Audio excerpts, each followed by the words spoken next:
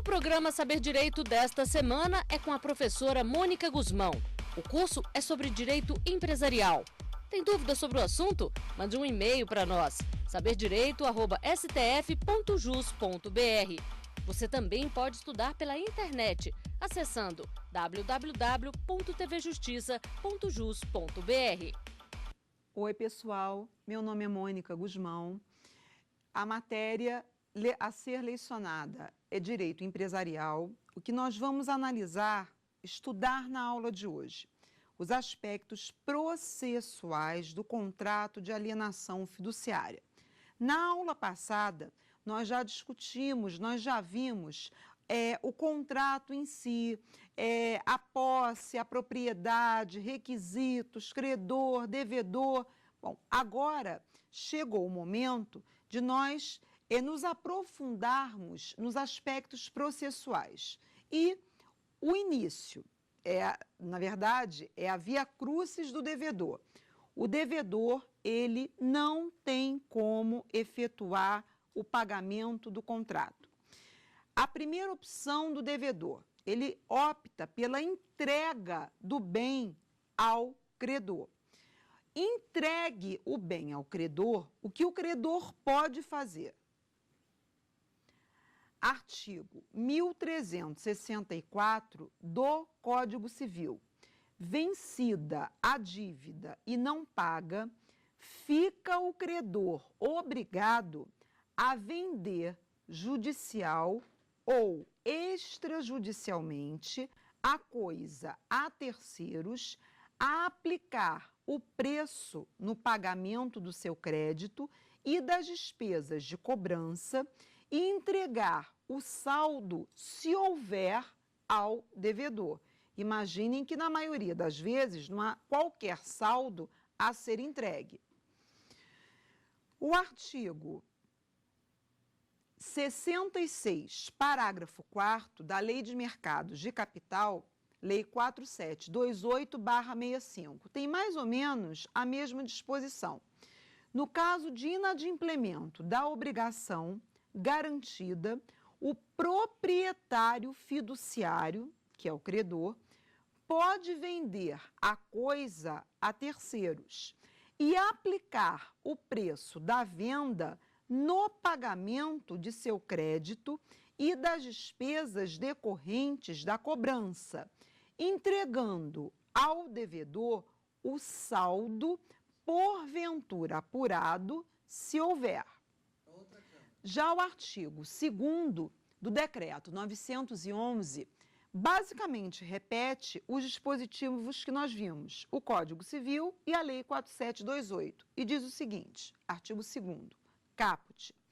No caso de inadimplemento ou mora nas obrigações contratuais garantidas mediante alienação fiduciária, o proprietário fiduciário ou credor poderá vender a coisa a terceiros, independentemente de leilão, asta pública, avaliação prévia ou qualquer outra medida judicial ou extrajudicial, devendo aplicar o preço da venda no pagamento do seu crédito e das despesas decorrentes e entregar ao devedor o saldo apurado, se houver, com a devida prestação de contas. Só um alerta para vocês, eu comentei na aula passada que o Decreto 911 sofreu, alguns artigos sofreram alterações.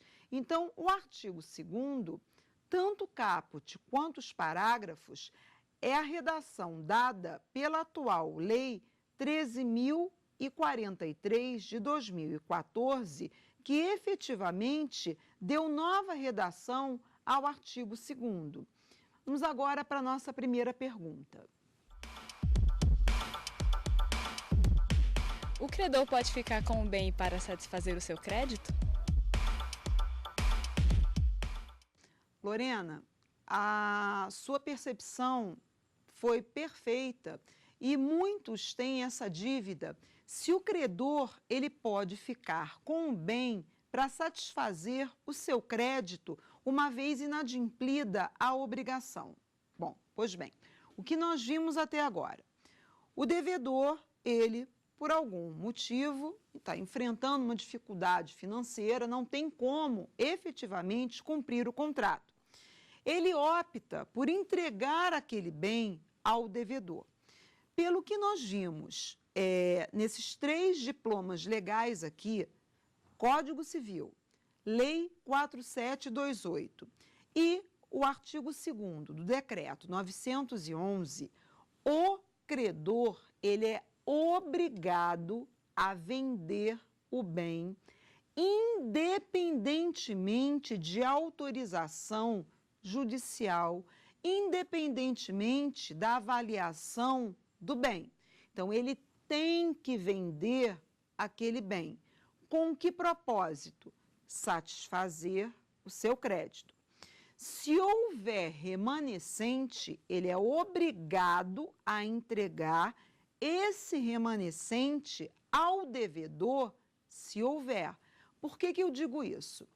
Quando nós vimos aqui, no artigo 1364 do Código Civil, vencida a dívida e não paga, fica o credor obrigado a vender judicial ou extrajudicialmente a coisa a terceiros, a aplicar o preço no pagamento de seu crédito e das despesas de cobrança, e entregar o saldo, se houver, ao devedor. Na verdade, o que impede o credor pactuar com o devedor no próprio contrato uma cláusula admitindo que o credor fique com o bem, no caso de inadimplemento da obrigação, é o próprio Código Civil que veda o chamado pacto comissório. Artigo 1365 do Código Civil. É nula a cláusula que autoriza o proprietário fiduciário a ficar com a coisa alienada em garantia se a dívida não for paga no vencimento. Na verdade, qual a mens legis? O porquê tanto o Código Civil como a Lei 4728, como a lei que disciplina a alienação fiduciária de bens imóveis, tanto o Decreto 911, proibir a possibilidade do credor ficar com o bem para satisfazer o seu crédito. Pode acontecer, de repente, do devedor ele já ter cumprido uma boa parte do contrato, que é o chamado adimplemento substancial. Exemplo, das 36 parcelas, ele conseguiu pagar 30. O bem é vendido. Obviamente que nesse caso, é uma rara hipótese, em que o devedor ele vai ter alguma quantia a ser ressarcida, a ser restituída.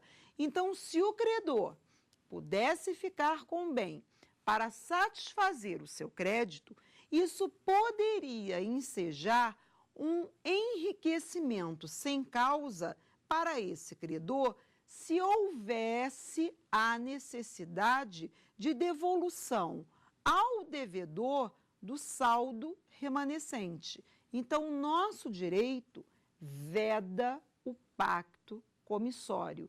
Essa cláusula, se ajustada no contrato, ela é nula.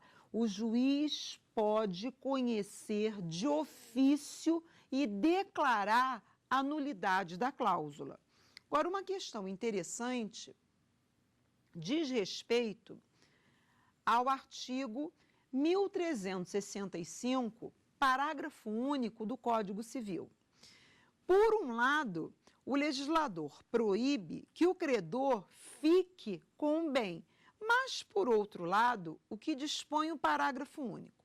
O devedor pode, com a anuência do credor, dar seu direito eventual à coisa em pagamento da dívida, após o vencimento desta. Ou seja, a lei não admite que o contrato preveja a possibilidade de o credor ficar com o bem, tomar o bem para si, quando do inadimplemento da obrigação, vedação do pacto comissório.